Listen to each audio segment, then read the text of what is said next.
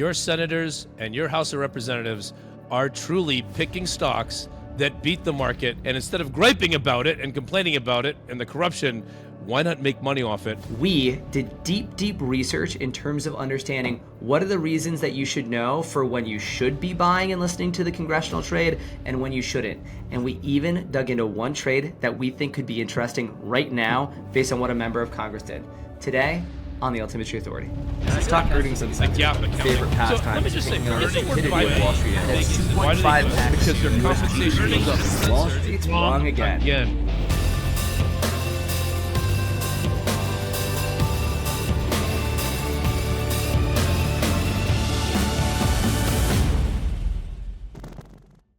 Everybody thinks the best traders in the world probably aren't hedge funds. They're actually people in Congress. And there's a reason why. I mean, every single time you turn around, you see a headline of somebody making a boatload of money in Congress from trading. Normally, it's Pelosi, right, which is the one that everybody knows, but it goes way broader than that. I mean, this is just a headline recently from when Nancy invested in Tempest AI and saw the stock rip 200% afterwards.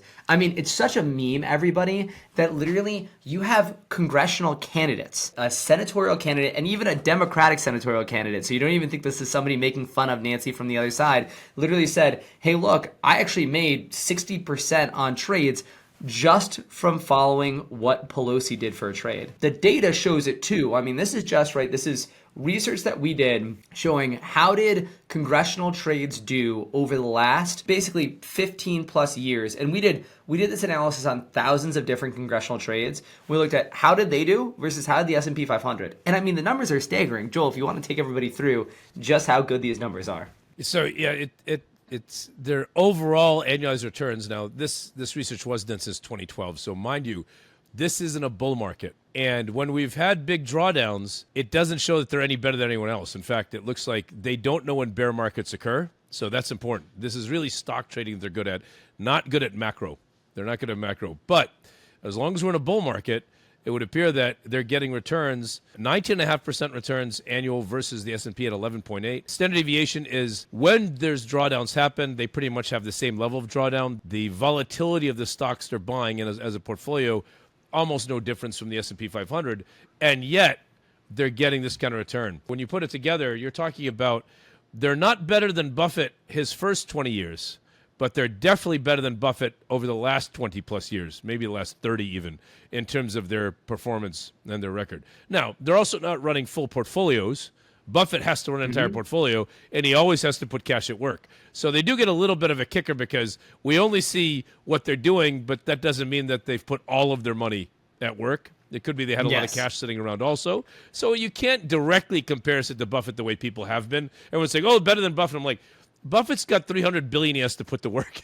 They don't, right? And so all we get to see is what they put to work. We don't get to see how much cash they have sitting around, which could be significant, right? And which would pull down a portfolio. But in terms of just pure stock picking versus the S&P, clearly, as stock pickers, they are beating the market, and by a handy amount. This is not random. This is not a random walk. This is they have information that is absolutely relevant.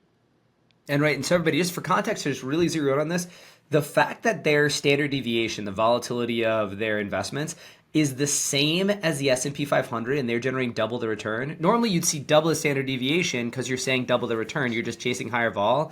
That just shows you what you need. And here's the thing. This is not just a Nancy Pelosi story. This is for 2024, and you can see blue and red, not surprising, blue obviously Democratic, red in terms of Republican. You can see this idea of beating the market, it's pretty universal in terms of for congressional leaders. It's bipartisan.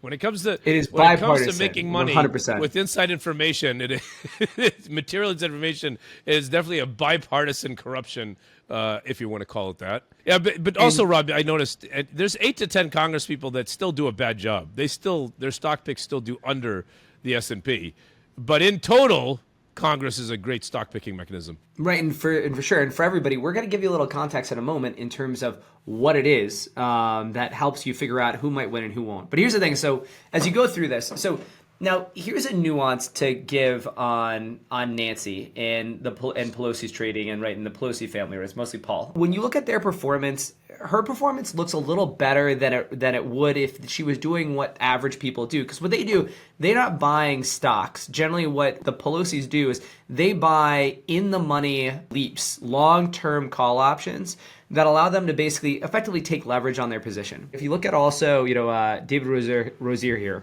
He also, even though he was the top of the list this year, he's not an active trader.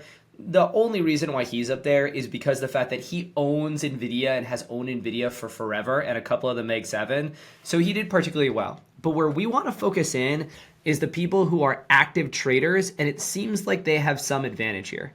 And so that comes from people like Ron Wyden, right? And Ron Wyden, Democratic senator, if you look, he was on the top this year. If we look back in 2023, again, Wyden at the top of the list, right? The senator from Oregon. And if we look, there's some details that we're going to come back to that we're going to tell you in terms of why is it that Ron, might be doing so well.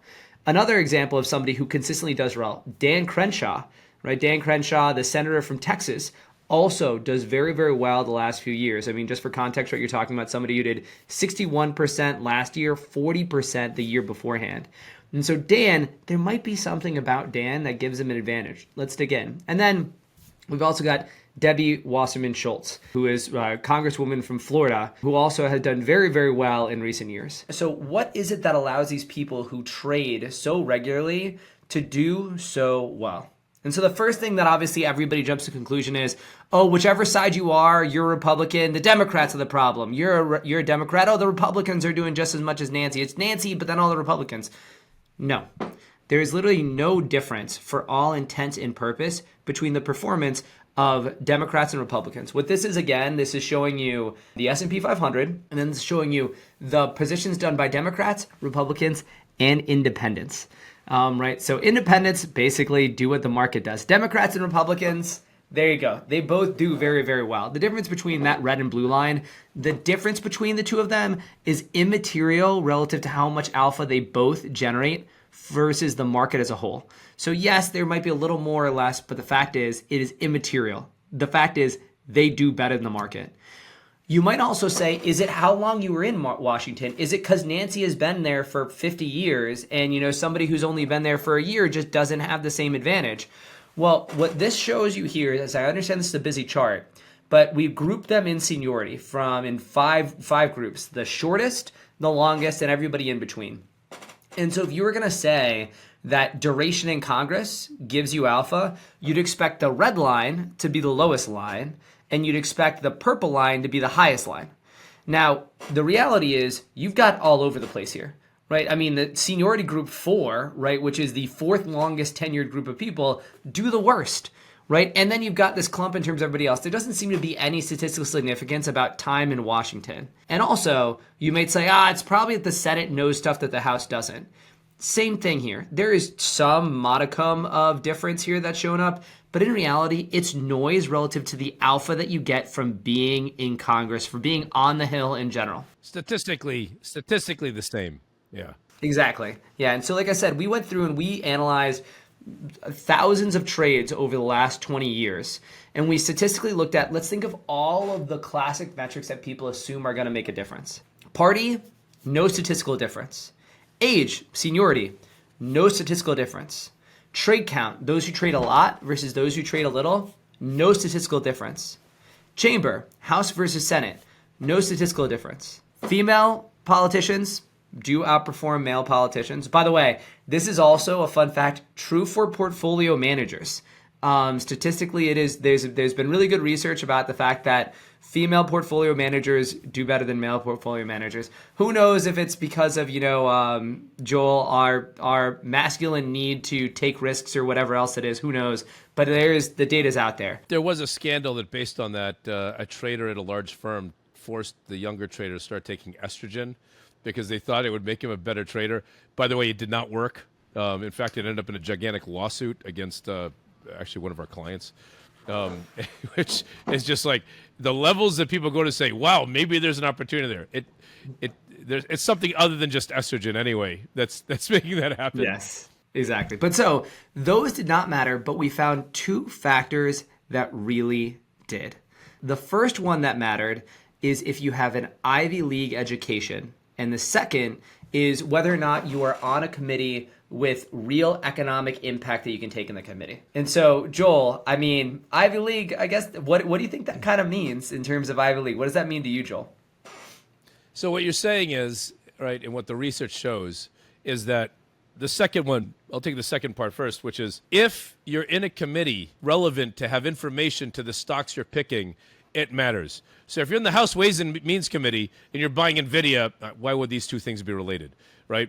But if you happen to be in, like, I don't know, the Committee of War, I don't know if they're renaming it that yet, but the intelligence committees or the committees that are, and then you start buying aerospace and defense companies, there's definitely, right, a connection.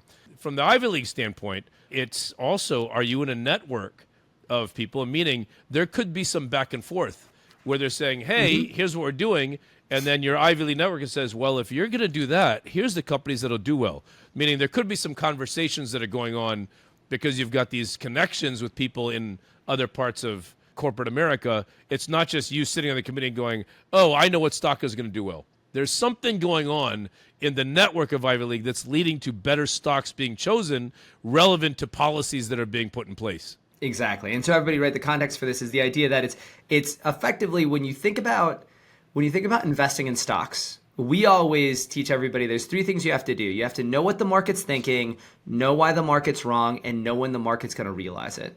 And the way you can think about it is that network that you have from an Ivy League perspective helps you contextualize what you're hearing on your committees to be able to then figure out, okay, the market is wrong. And you being on a committee that has direct impact on allocation of budget, on appropriations for something, means you can be the catalyst or regulatory things or anything else. Because not just, and right to the point of, is not just any committee that might be exposed, it's committees really that have power of regulation, writing checks, and all these other things, everyone that can really matter. And so we went through and we found there's a handful of committees that specifically have this kind of power. I do have to add that Ivy League schools, certain ones anyway, do have a higher prevalence of white-collar criminals being convicted than non-Ivy League schools.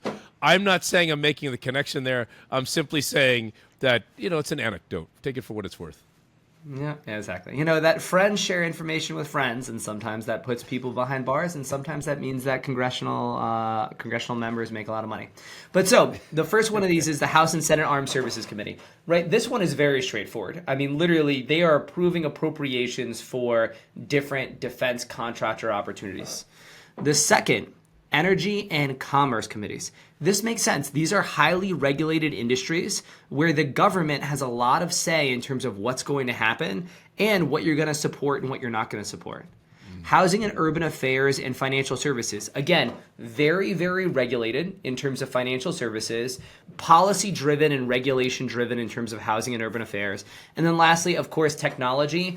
Just they are getting because of, and really you would fall into this also in technology, is also the intelligence committees and what they see from kind of a broader macro perspective and what's going on from a geopolitical perspective. Those are the ones that really matters. And so now let's go back to those members of Congress, of Senate and the House, those people on the Hill that we talked about, and let's look back at them. Well, we look at Ron Wyden, who's had a phenomenal record in terms of trading.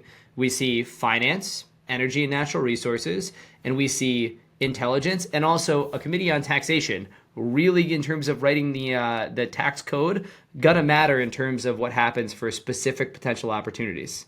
Next, Dan Crenshaw, right? We've got the House Permanent Committee on Intelligence. We've got the Energy and Commerce Committees, again, in health, right? Highly regulated. And we have somebody who has spent a lot of time in and around Boston, Massachusetts, even though he represents Texas, basically getting his Master's of Public Administration at Harvard, et cetera. And then for Debbie Wasserman Schultz, right, I mean, this is literally somebody who sits on an appropriation committee for the Defense Department, right? Literally for very specific parts of the Defense Department, which is why, she's a great example of this. When she sat on the committee around energy, water, and everything else, she specifically sat on the committee for critical minerals, and Hecla, which is a miner, was pushing for her committee to do something. She listened to that presentation, went out and bought Hecla before actually something favorable happened to it from a regulatory perspective, and the stock popped 45%, right? And then also, right, her sitting on military construction and veteran affairs and also other defense appropriations. She, right, bought shares of Viasat, satellites for the military, because the fact that she knew that money was going to get allocated for it. And so, like, you look at that and you can say, okay, I can understand, right? She was there for where the spigot was going to be turned on. And so she understood what was going to happen, and she, right, got her portfolio in front of it. And then Nancy, right, interestingly, she doesn't sit on any influential committees, but she is a classic example of, she may not also have gone to Harvard or Yale or Princeton or something like that, but in terms of the definition of knowing people, right? I mean, right, Nancy's been around for a while and has those relationships that help make sense in terms of why she's able to pull off what she is. But Joel, there was some interesting insights that, the team found that you wanted to highlight in particular about, whether or not people can really actually benefit from this information that we're highlighting. You want to take people through what this chart actually means? Yeah, this is where you see that this is actionable information, and it does affect how we've been looking at stock picks, is that most of the performance, the outperformance, the alpha they generate, occurs after they announce the pick, meaning they are required, while no one stopped them from buying these stocks that they have information on, the alpha doesn't really occur until after the announcement. So it's not like they're buying the stock, it goes up 60%, and then they announce, hey, everyone, I bought the stock, and then it just flattens out. You actually can wait until you hear the announcement and then see whether or not you like these ideas that they're buying. So that, for those of you that pay attention, makes a big difference. Yeah, and everybody, for context, that what this is showing is, right, that purple section between 30 and 45, they're required, members of Congress are required within 30 to 45 days of making a trade, they are required to disclose it. Now, some of them still sit in on it for like 300 days and they need to pay a fine and disclose it, but most of them disclose by now or after. And so the important thing is that purple line, that middle purple line, notice how it basically sits at zero. This is effectively the alpha that you're generating, that any individual trade generates from the market. And what we're showing is the average alpha is basically zero for the first 35 to 40 days. But at 35 to 40, after most have already disclosed, that's when the alpha starts to kick in. So, to Joel, to your point, right, you can actually just wait to see their disclosure and you can take advantage of it. Even if, Joel, some people maybe wait to very specific times to disclose their trades, right? You do have to pay attention to when they're doing it, because Pelosi in particular has a habit of, during that disclosure period, announcing her stock picks literally the day before a holiday. And if there's so I'm looking forward to seeing if Wednesday before Thanksgiving, if we see any announcement of what she's picking. She purposely does it on slow news days or news cycles where people may not be paying attention because they're with family. If she doesn't have the ability to do that, it looks like she does a lot of her announcements just before a weekend, right? Just particularly if it's a long weekend. So there is enough pattern there that her team anyway is trying to place her announcements so it doesn't result in the middle of a Tuesday afternoon where it's a big news day and she can be talked about for the rest of the week. She does kind of plan those. Now, that said, they still are announced. You can wait until you see the announcement, do your analysis, and then say, do you agree? And so this has been one of the things we've folded into our idea generation process, is to say, let's see what they're buying, not just to copy what they're doing, but see if the fundamentals, the uniform accounting, the embedded expectations, our own earnings call forensics and whatever line up. And if they line up, it is a good place to source some interesting stock ideas at announcement. We don't have to know ahead of time. Exactly.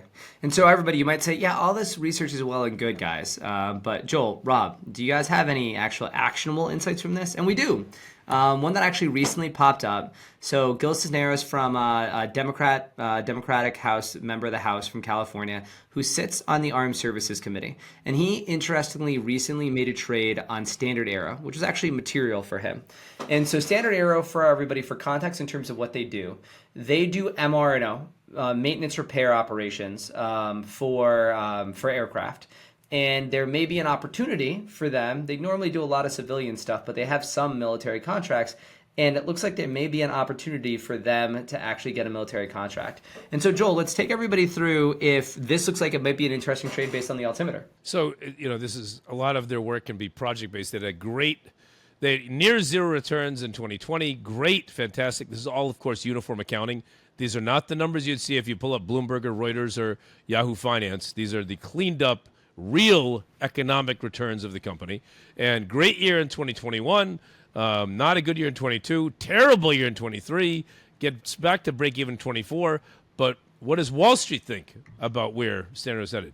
All right, Standard Arrow by Wall Street, we take the pro forma financials that Wall Street puts together.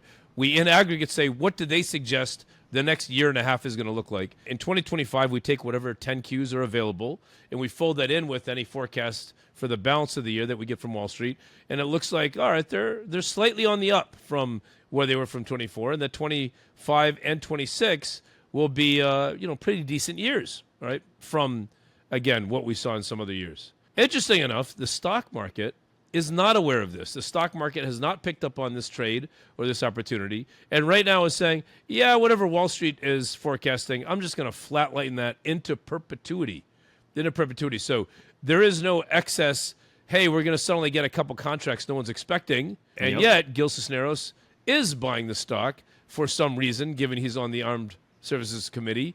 What might that be, Rob? Right? Exactly. And right. So for us, exactly to Joe's point, we think, hey, this might be interesting because the fact that if ROA can go even higher because they win some more contracts and get some more revenue growth, this might be something that's mispricing. Whether or not you agree with congressional trading, if you want to be able to trade like the next Debbie Wasserman Schultz or Ron Wyden or say Nancy Pelosi, we've now given you the playbook for how to do it. Pay attention to who they know and what they might know based on their committee, and that might give you the opportunity. And so feel free, if you have a congressional trade that you want us to look at, drop it into the comments, or if you just disagree with the idea of Congress trading at all, let's have a conversation down below. And feel free to please hit that like and subscribe button and come back to see next time. That's this episode of Altimetry Authority. Thanks, everybody.